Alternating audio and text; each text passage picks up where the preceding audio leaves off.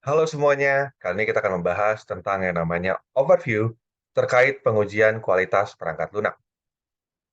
Oke, pertama-tama ini semua berawal dari yang disebut dengan the quality revolution. Jadi ini dimulai di Jepang pada tahun 1940 dan pada tahun 1950 Deming mengenalkan yang namanya statistical quality control kepada engineer-engineer Jepang. Nah, ada yang namanya statistical quality control, itu adalah disiplin based on measurement and statistics. Jadi, ada 7 kakas manajemennya. Pertama adalah Pareto analysis, trend chart, flow chart, histogram, scatter diagram, control chart, dan cause and effect diagram. Nah, ada juga Lean Principle yang dikembangkan oleh Taichi Ono dari Toyota. Jadi ini adalah a systematic approach to identifying and eliminating waste to continuous improvement, flowing the product at the pool of customer in pursuit of perfection. Nah, lalu berikutnya Deming juga mengenalkan yang namanya PDCA cycle kepada peneliti-peneliti Jepang. Apa itu PDCA? Di sini adalah plan, do, check, and act. Jadi plan di sini establish the objective and process to deliver the result. Jadi di sini masih tahap rencana. Setelah itu masuk pindah ke yang namanya do, ya. Jadi mengimplementasikan rencana tersebut dan mengukur performanya. Lalu akhirnya ada check, yaitu kita assess, kita evaluasi performanya, dan kita laporkan kepada decision maker. Terakhir, ada yang namanya act. Jadi di sini kita menentukan apakah ada perubahan yang diperlukan sebelum pindah ke proses berikutnya. Nah, di sini 1954 juga Juran ya beralih dari SQC ke TQC, yaitu Total Quality Control. Ada beberapa elemen dari TQC, ya. Ada pertama, quality itu harus didahulukan, bukan profit jangka pendek. Kedua, customer juga harus didahulukan, bukan ke produser. Ketiga, keputusan harus berdasarkan dari fakta dan data. Lalu yang berikutnya, manajemen itu harus respect kepada semua karyawan dan manajemen harus diatur oleh komite yang berdasar dari berbagai disiplin ilmu. Nah, Ishikawa berikutnya menyediakan yang namanya cause effect diagram. Di cause effect diagram di sini bilang bahwa dari beberapa causes kita akan menciptakan sebuah effect. Kalau di sini dilihat ada materials, methods, machines, dan measurements, itu akan menciptakan yang namanya quality. Nah, ada 5 pandangan terkait dengan software quality. Jadi ada transcendental view, user view, manufacturing view, product view, dan value-based view. Nah, software quality sendiri itu ditentukan dari quality factor dan kriteria. Jadi factor ini menyatakan karakteristik perilaku ya dari sebuah sistem. Jadi misalkan correctness-nya, reliability-nya, efisiensinya, dan testability-nya. Nah, sedangkan kalau kriteria ya, itu adalah atribut dari quality factor yang terkait dengan software development. Jadi kita lebih spesifik, misalkan modularity, itu kan atributnya dari software arsitektur. Gitu. Nah, ada juga yang namanya quality models, gitu kan, contoh ISO 9126, CMM, TPI, dan TMM. Nah, ini sedikit bagan terkait dengan software quality, gitu kan. Jadi ada fundamentals, setelah itu kita juga akan ada pembahasan tentang manajemen proses, ada practical consideration, dan quality tools. Ini hal-hal yang harus dipertimbangkan dari software quality.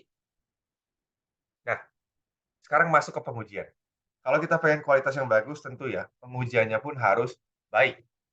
Ada 2 jenis pengujian. Pertama adalah static analysis, jadi analisis secara statis. Jadi di sini kodenya itu dilihat, lalu dipikirkan kira-kira alasan apa saja gitu ya, terkait dengan perilaku-perilaku yang mungkin muncul dari kode tersebut. Contoh, kita pernah dengar yang namanya code review. Jadi kita kasih kode kita ke rekan kerja kita, mereka cek dan beri masukan. Ada juga inspection, ada juga analisis algoritma. Nah, itu statik. Ada juga yang namanya dynamic analysis. Jadi di sini programnya benar-benar dieksekusi untuk melihat apakah ada failure yang muncul. Jadi di sini, kita mengobserv gitu ya, mengobserv perilaku programnya gitu kan, dan mencapai kesimpulan, apakah kualitasnya tercapai atau tidak. Nah, statik dan dynamic ini dua-duanya berkesinambungan, karena kadang mungkin ada yang bisa ditangkap di statik, tidak bisa di dynamic, dan sebaliknya. Jadi mereka komplementari, dan sebenarnya kita harus fokus untuk menggabungkan kelebihan keduanya. Jadi kan kadang memang ada isu-isu yang bisa kita lihat dari kodenya, ada juga isu-isu yang bisa kita lihat dari luar, ya, ketika dia benar-benar dijalankan. Nah, bagaimana terkait dengan testing di abad ke-21? Jadi di sini software itu mendefinisikan behavior-nya, ya. Jadi seperti network routers, finance, switching networks, dan infrastruktur lainnya. Itu rata-rata semuanya basisnya dibantu dengan yang namanya software. Dan software itu sekarang makin lama makin besar, makin kompetitif, dan makin banyak usernya. Dan embedded control application juga semakin banyak gitu kan, airplanes, traffic control, spaceships, jam. Kita lihat sekarang banyak jam yang sifatnya digital ya, gitu kan. Lalu ada oven dan berbagai perangkat IoT lainnya, ya kan. Nah, dan sekarang juga kita perlu diingat bahwa agile, ya, pengembangan agile itu sebenarnya memberikan tekanan yang besar kepada para tester. Karena programmer itu ketika mereka masuk ke agile flow, mereka harus melakukan unit testing, tapi mereka nggak ada trainingnya atau pendidikan khusus terkait itu. Nah, tes itu adalah kunci sebenarnya dari functional requirement. Tapi siapa yang buat, gitu kan.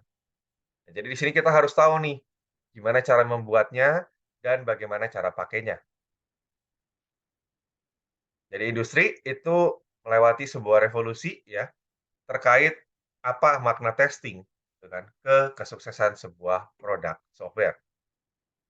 Nah, ada yang disebut dengan software faults, errors, dan failures. Oke. Jadi pertama fault ini adalah static defect di softwarenya. Dan ini akan menyebabkan yang namanya error. Error itu apa? Error adalah internal state yang salah ketika program dijalankan. Nah, error ini akan menyebabkan yang namanya failure. Failure ini adalah eksternal atau incorrect behavior yang terlihat dari luar. Jadi berbeda dari permintaan yang diberikan di spesifikasi.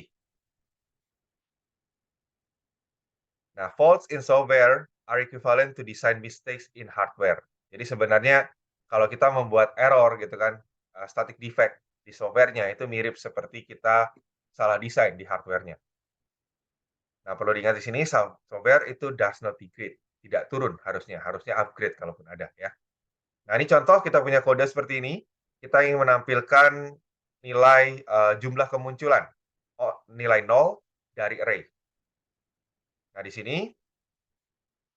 ada kesalahan ya, ada fault ya, yaitu kita mulai looping-nya dari 1. Nah, fault ini ya akan menyebabkan error.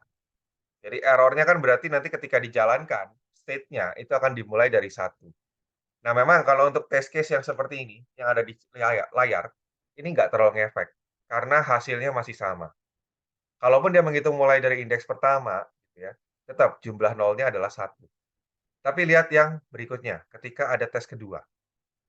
Nah, di sini tetap error juga ya, masih error, tapi error-nya di sini menciptakan yang namanya failure. Ketika error itu menciptakan kesalahan, gitu ya, atau tingkah laku yang tidak diharapkan dari program. Jadi programnya seharusnya mengeluarkan angka 1, tapi keluarnya adalah 0. Kenapa? Karena nilai nolnya ada di indeks ke 0, dan looping kita mulai dari 1. Oke, nah di sini ada beberapa contoh gitu kan, software failures yang spektakuler. Yang pertama ada NASA gitu kan, dia nabrak gitu ya gara-gara unit integration fault. Ada Terac Radiation Machine gitu kan, jadi itu menyebabkan kematian 3 pasien. Ada juga, kerugian dalam bentuk uang gitu ya, di Ariane 5 explosion. Lalu ada Intel Pentium juga ada masalah dan ini menyebabkan ke, public relation mereka ya, jadi mimpi buruk. Nah, kita butuh software kita sebagai sesuatu yang dependable dan dependable itu cara aksesnya adalah dengan menggunakan testing. Nah, ini juga contoh ini ya, blackout di tahun 2023 di Northeast. Jadi 508 generating unit gitu kan, dan power plant itu mati, menyebabkan kena ke 10 juta orang di Kanada, 40 juta orang di US gitu kan. Dan ini kena kerugian sebanyak 6 miliar ya, billion dolar. Kenapa? Ya sebenarnya karena software-nya itu error gitu kan. Jadi operator tuh nggak diinfo kalau misalkan ada power-nya overload di sana. Ya karena dibiarin jadi ya udah jeder gitu kan, jeglek jadinya akhirnya. Tuh. Nah, di sini juga ada contoh dari software failure yang costly gitu ya. Jadi di sini ada NIST report ya melaporkan dari Economic Impact of Inadequate Infrastructure for Software Testing gitu kan. Jadi software testing yang nggak sesuai dengan ekspektasi itu bisa kena keluarin dana sampai 22 sampai 59 miliar. Nah, sebenarnya dengan kita membuat approach yang lebih baik saja itu bisa membuang ya setengah dari dana ini kan. Terus juga ada kerugian besar karena failures dari web application. Contoh financial service itu dulu di report rugi sekitar 6,5 juta dolar per jam. Sedangkan kalau credit card sale application itu bisa punya kerugian 2,4 juta per jam. Ini hanya untuk US aja ya, belum masuk ke negara-negara lain. Nah, di Desember 2006, Amazon.com, buy one get one, itu salah coding ya. Jadi akhirnya double discount, gitu kan. Nah, tahun 2007 Symantec mengatakan bahwa kebanyakan gitu ya, vulnerabilities dari keamanan itu sebenarnya dari faulty software. Jadi software yang tidak ditesting dengan benar. Nah, ini ya ini hanya hanya penekanan gitu ya, worldwide monetary loss due to poor software is staggering. Ada juga pesawat gitu ya, engine-nya failed, ada juga yang crash gitu kan. Nah, terus ada Toyota, remnya ada masalah gitu kan, ya pasti tabrakan lah gitu kan. Ada juga healthcare website yang sering nge-crash, ya kita juga mungkin ada ya beberapa website mungkin yang baru dirilis, terutama mungkin dari organisasi atau mungkin kenegaraan, kadang-kadang mungkin bermasalah di awal, kan. Nah, ini yang tadi Northeast Blackout gitu kan. Nah, software tester itu harus menemukan faults-nya sebelum faults-nya menemukan user, karena nanti akan jadi failure dan bahaya, gitu. Artinya apa? Artinya software testing itu semakin penting sekarang dan apa jadi sebenarnya yang harus kita lakukan ketika kita testing? Apa tujuan kita? Nah, ada 2 jenis yang namanya verification dan validation, gitu kan. Nah, verification adalah proses of evaluating software di akhir software development to ensure compliance dengan intended usage-nya, gitu kan. Nah, di sini determining whether the product of a given development phase satisfy the requirement established before the start of the phase. Jadi ini di akhir dicek sesuai nggak sih. Nah, ada juga yang namanya validation, gitu kan. Whether the product of given phase of the software development fulfill the requirement established during the previous phase. Jadi dari tahap sebelumnya. Jadi ketika pindah step, dia lihat tahap sebelumnya gitu kan memenuhi atau tidak, gitu ya. Jadi dia validation. Oke, seperti itu. Oke, nah sekarang ada testing goal berdasarkan test process maturity. Jadi kalau di level 0 sebenarnya di test process maturity itu tidak ada perbedaan antara testing dan debugging. Kita ngecek aja gitu kan. Nah, level 1, nah ini purpose-nya lebih ke arah correctness. Level 2, ini untuk menunjukkan kalau memang nanti misalkan software-nya tidak bekerja. Terus yang ketiga naik lagi gitu kan. Sebenarnya ini nggak untuk menentukan sesuatu spesifik, tapi kita lebih ke arah mengurangi resiko dari penggunaan software. Jadi kita berpikirnya lebih dari sekedar jalan tidak jalan, tapi ke depannya seperti apa. Terus berikutnya level 4, nah ini adalah mental disiplin yang mendukung IT profesional untuk mendevelop higher quality software. Ini yang paling tingginya. Nah, level 0 thinking, tadi ya, testing sama kayak debugging, berarti tidak ada perbedaan antara incorrect behavior dan mistake di program. Karena ya sama ya, cuma ngecek doang gitu kan. Dan ini juga biasanya tidak membantu untuk menciptakan software yang reliable dan safe. Harus lebih dari ini. Nah, ini biasanya kita ngajarinya di undergraduate ya, S1 kita ngajari debugging sebenarnya. Itu untuk testing. Nah, level one thinking ini untuk menunjukkan kebenaran, correctness, gitu kan. Nah, sebenarnya correctness ini tidak mungkin untuk dicapai, gitu kan. Apa yang kita tahu ketika tidak ada kesalahan, sebenarnya kan ada 2 pilihan ya. Memang software-nya bagus, tapi tidak sempurna ya, tetap karena kita nggak bisa ngecek semuanya, atau mungkin bisa jadi testing-nya yang jelek, gitu. Nah, di sini, di level one thinking ini, test engineer itu nggak punya tujuan yang jelas, strict goal, nggak punya real stepping rule, nggak punya formal test teknik, dan test managers-nya juga termasuk kategorinya jadinya tidak punya power, ya.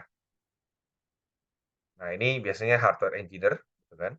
Nah, level two thinking, ini purpose-nya naik lagi ke untuk menunjukkan kesalahan. Ya, kesalahan ini kan sebenarnya sifatnya negatif. Jadi ini biasanya kalau level two thinking, tester itu lebih ke arah ya menjadi musuh dari developer. Dan developer itu bikin aplikasinya, tester itu yang nge-testing. Dan di sini ya dia mencoba berbagai jenis input yang mungkin nggak kepikiran sama developernya. Nah, apa yang terjadi kalau ternyata tidak ada kesalahan? Ya sama ya tetap ya, kita bisa melihat apakah memang, eee, software-nya bagus atau ternyata testernya memang mungkin, tidak terlalu komprehensif, gitu kan. Nah, di sini, sebenarnya banyak software companies itu pakai metode ini. Jadi kita punya tim tester gitu kan, mereka beda sendiri timnya, dan mereka akan ngetes aplikasi yang dikembangkan oleh developer, gitu kan. Nah, sekarang bisa masuk ke level berikutnya yang namanya team approach. Nah, jadi di sini kan kalau dilihat tadi testing itu kan sebenarnya di awal tuh kan hanya bisa menunjukkan presence of failure sebenarnya. Nah, tapi kalau dilihat jangka panjang, ketika kita menggunakan software, itu juga sebenarnya ada yang namanya risiko. Resiko itu bisa kecil dan nggak penting, bisa juga gede dan katastrofik, gitu kan. Nah, makanya di sini kita lebih ke arah tim, tester dan developer itu bersatu, ya, untuk mengurangi yang namanya resiko, gitu. Nah, di sini biasanya kadang diterapkan oleh beberapa software company, tapi tidak banyak, gitu ya. Nah, level for thinking, ini yang paling tingginya, gitu ya. Jadi kita melihat bahwa testing itu hanya satu cara untuk meningkatkan kualitas, gitu kan. Nah, nanti sebenarnya test engineer di tahap ini itu bisa menjadi technical leader dari project-nya. Nah, primary responsibility-nya itu adalah untuk mengukur dan meningkatkan kualitas dari software. Dan expertise ini harus nanti akhirnya membantu developer. Jadi tester itu posisinya berganti sebenarnya, gitu kan. Dari yang tadi awal, dari musuh, terus jadi tim, gitu kan. Terus akhirnya jadi yang mengkoordinir istilahnya. Nah, ini adalah, sebenarnya bisa juga dibilang ya, traditional engineering works sebenarnya kan dari testing juga, gitu. Nah, ada juga konsep dari complete testing, gitu kan. Jadi complete atau exhaustive testing itu artinya tidak ada fault yang muncul atau yang ditemukan di akhir phase testing. Tapi sebenarnya ini sifatnya adalah impossible, tidak mungkin bisa dicapai. Karena kalau kita mau komplit, berarti kita harus mencoba semua kemungkinan input, dan itu domainnya terlalu besar. Ya baik yang valid input maupun yang invalid input. Dan permasalahan di desain juga bisa membuat itu jadi lebih ribet lagi gitu kan untuk di-testing. Jadi memang tidak mungkin. Berikutnya lagi, execution environment-nya juga sama tuh, nggak mungkin juga tuh untuk dibuat semua kemungkinan yang ada. Nah, maka biasanya ini adalah testing activities yang dilakukan, gitu kan. Jadi ya sudah, kita identify objektifnya apa, kita select input-nya, kita pilih beberapa yang representatif, gitu kan. Kita compute expected outcome-nya kira-kira apa, terus kita set up environment-nya, execute programnya, dan kita analisis testnya. Tentu semakin banyak input-nya, itu akan semakin baik sebenarnya. Nah, ini testing level. Jadi pertama kita pasti dari unit testing ya, dari satu-satu modulnya dulu. Begitu dia sudah jalan, kita tes ke integration, tes lagi ke sistem, dan nanti terakhir baru ke user, yang disebut dengan acceptance testing. Ada UAT dan BAT, gitu kan. Jadi UAT ini, user, gitu kan, acceptance test, dan BAT ini adalah lebih ke arah bisnis, gitu ya. Oke, berikutnya lagi. Nah, ini jadi kalau tadi ya 3 yang awal itu sebenarnya masuknya kategori regression testing ini dilakukan sama developer ya, developer biasanya atau tester. Nah, acceptance testing ini akan melibatkan user di luar dari mereka biasanya. Oke, berikutnya lagi ada yang namanya white box dan black box. Jadi white box ini disebut dengan structural testing gitu kan. Jadi di sini orangnya ngecek kodenya, dalam artian melihat control flow-nya dan data flow-nya, gitu kan. Nah, control flow ini artinya apa? Ya ini berarti jalur programnya dari satu instruksi ke instruksi lain. Data flow ini berarti terkait dengan propagation of values, jadi nilai dari variabel, gitu kan, perubahannya seperti apa dan sebagaimana. Nah, biasanya ini software developer yang melakukannya. Jadi mereka ketika udah jadi nih codingannya, mereka cek lagi gitu sendiri dari kode. Nah, ada yang namanya black box testing. Black box ini kebalikannya, gitu ya. Jadi black box ini tidak melihat kodenya sama sekali, tapi dia melihat dari luar. Makanya namanya black box. Disebut juga dengan functional testing, gitu kan. Nah, caranya gimana? Dia masukin input, terus dia lihat apakah output-nya sesuai dengan ekspektasi atau tidak. Nah, ini dicobanya di external interface. Jadi dia tidak melihat kodenya sama sekali dan biasanya dilakukan oleh software quality assurance group ya, dan itu terpisah dari developernya. Oke, apa bahaya dari tidak menguji gitu ya? Nah, poor program managers might say testing is too expensive. Mereka pasti bilang, "Oh, testing itu mahal," gitu kan. Dan juga buang waktu, gitu kan sebenarnya. Tapi tidak menguji itu bisa jadi akan lebih mahal lagi, gitu kan. If we have too little testing effort early, the cost of testing increases. Jadi kalau kita allocate testingnya di awal tuh dikit gitu ya, terus nanti baru nyadar ada kesalahan di ujung, itu bahaya, gitu kan. Karena kalau udah di ujung, udah rilis misalkan gitu kan, tentu ya udah ada banyak data user, terus ada engagement user, nanti gimana kalau misalkan kita mau testing? Masa aplikasinya kita tarik gitu kan? Kan nggak mungkin. Terus nanti kalau ada data, terus datanya udah keburu jadi error, itu juga kan jadi bahaya, begitu. Nah, jadi kenapa sih kita ngetes software gitu kan? Kita pengen mengeliminate faults as early as possible gitu kan.